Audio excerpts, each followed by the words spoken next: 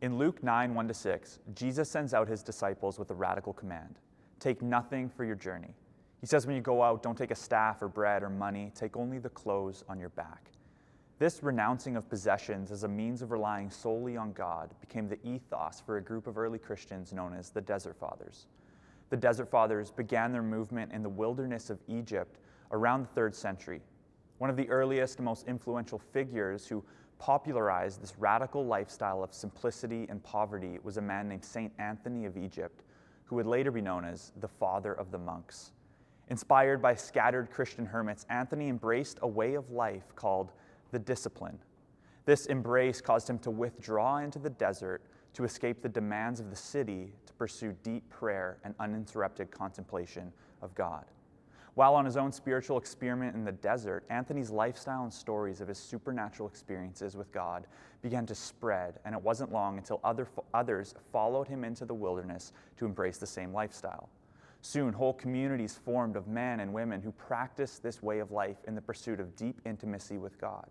Even today, these communities exist across the world as monasteries. Several factors motivated this radical movement. First, the Desert Fathers withdrew into the wilderness to seek solitude. Solitude provided an environment where a deepening relationship with God through prayer, contemplation, and communion was possible. It was in the quiet space where they could practice self-examination, which enabled them to confront their inner struggles with sin and experience transformation and healing. Solitude was integral to their pursuit of radical simplicity and devotion to God. It provided the space and freedom necessary for spiritual depth and growth. Second, they were motivated by the denial of worldly pleasures.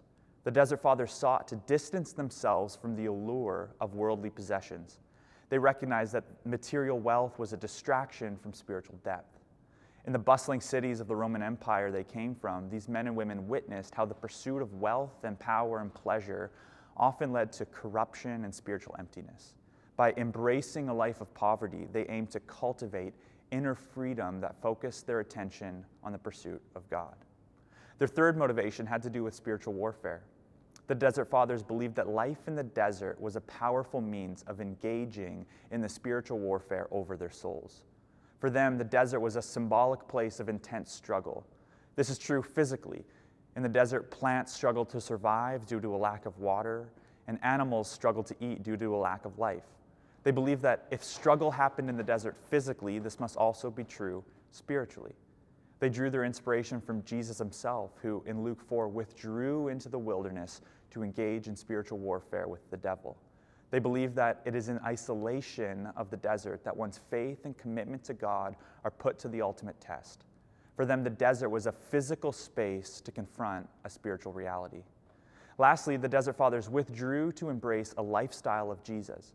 For them, this radical lifestyle of isolation, poverty, and contemplation and prayer was not merely a means to an end, but a holistic embrace of the life and teachings of Jesus.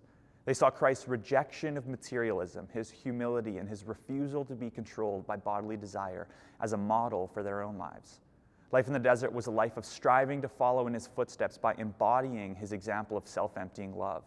It was by embracing this disciplined way of life that they sought to become more like Christ and participate more fully in his redemptive work.